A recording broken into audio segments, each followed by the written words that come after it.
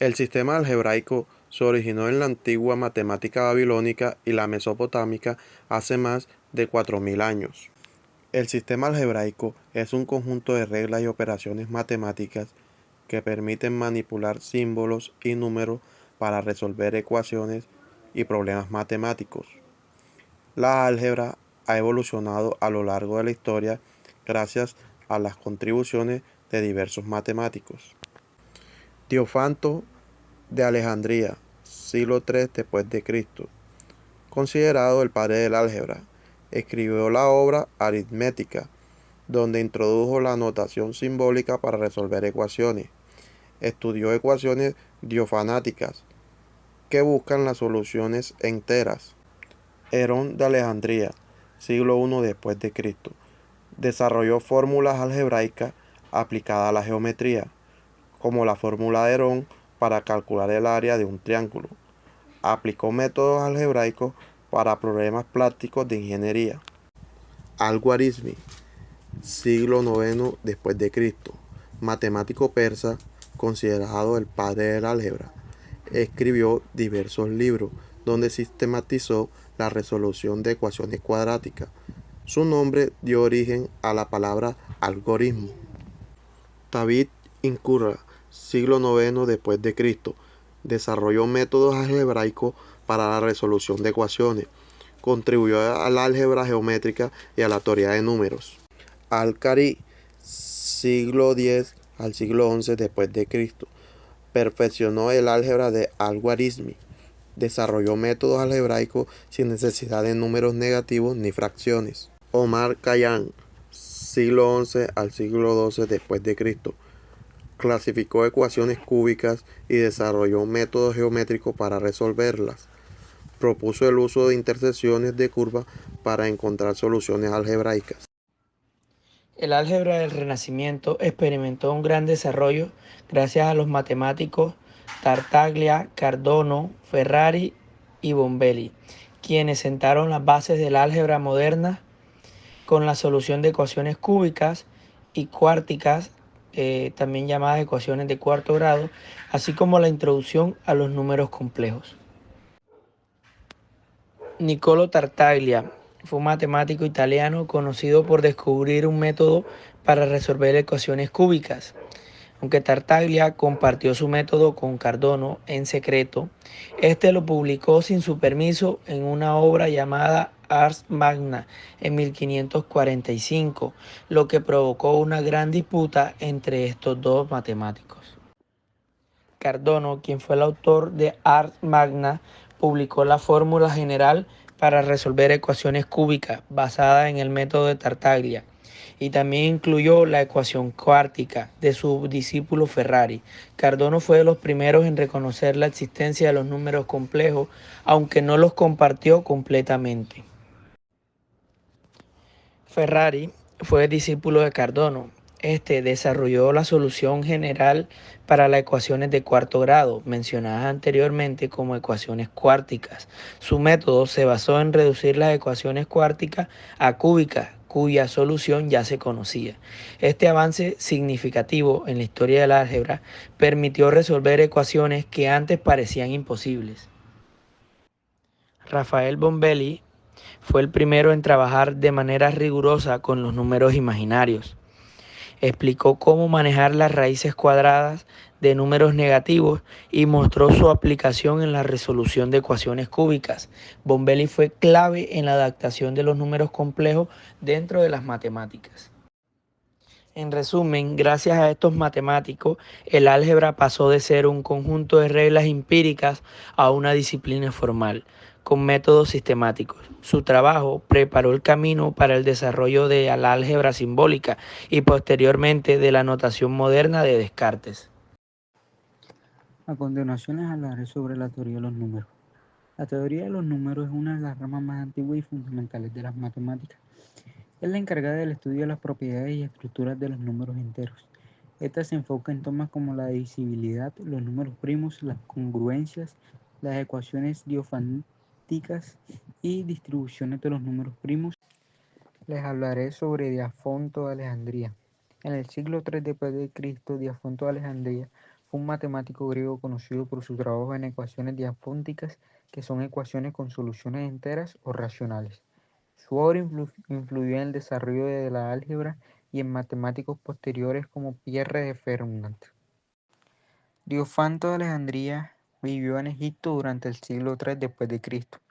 Su legado se encuentra en su principal obra, la cual es Los Aritmética, un tratado matemático en el que estudió ecuaciones algebraicas con soluciones enteras o racionales. Ahora les daré un ejemplo sobre un enigma de su vida. Aquí nace Afonso. Su niñez duró 1/6 de su vida, su juventud 1/12 más. Se casó después de 1/7 de su vida y tuvo un hijo 5 años después. Su hijo volvió la mitad de la vida de Diafanto y él murió 4 años después de su hijo. ¿Cuántos años vivió Diafanto? La solución. Colocaremos que X es la edad de Diafanto. Entonces el ejercicio sería X/6 más X/12 más X/7 más 5 más X/2 más 4. Esto sería un igual a X. Resolviendo se obtiene que X es igual a 84, o sea que Diafanto habría vivido 84 años. Diafanto resolvía ecuaciones algebraicas como las racionales positivas y sentó las bases para el álgebra simbólica.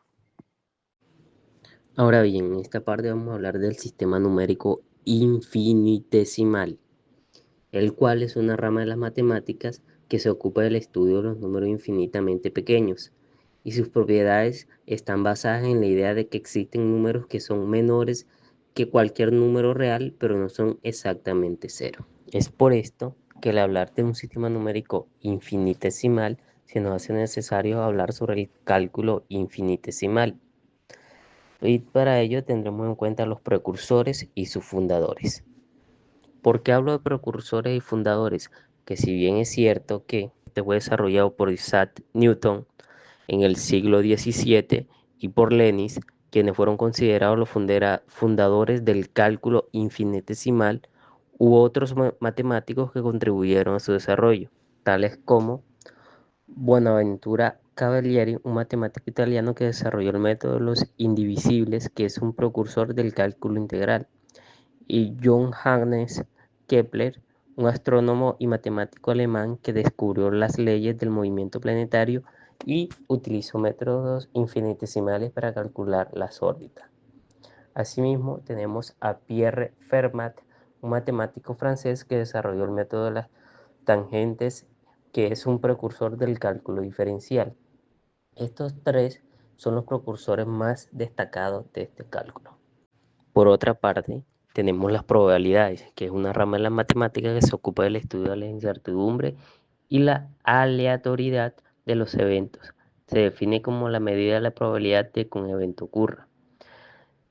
En cuanto a las probabilidades, tenemos a Piero Fernelli, un matemático francés que estudió la probabilidad de los juegos de azar. Es uno de los más destacados en su época en temas de probabilidades.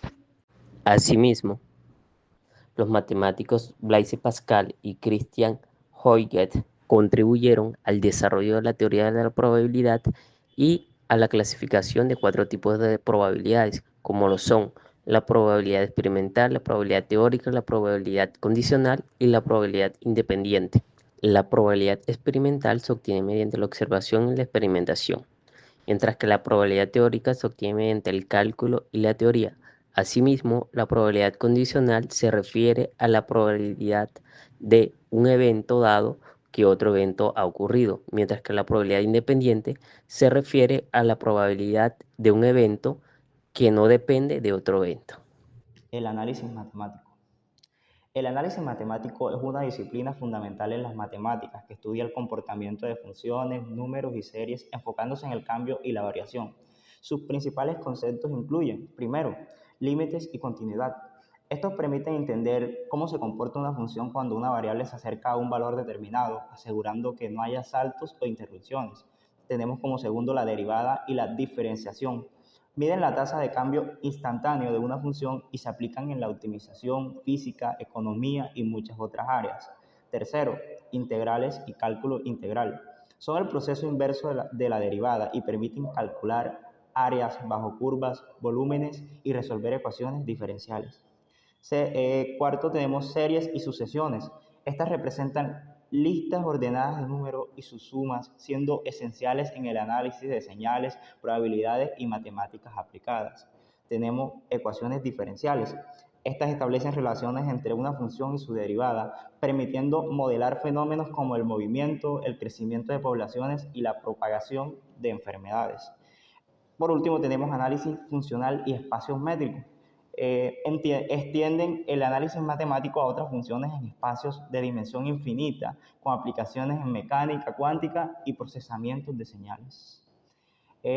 Por último, en conclusión, el análisis matemático tiene aplicaciones en física, modelado del movimiento y ondas, economía, en la optimización de recursos, en la ingeniería, estructura y sistema de control, e incluso en la biología, donde podemos ver en los modelos de crecimiento y propagación de enfermedades. Muchas gracias.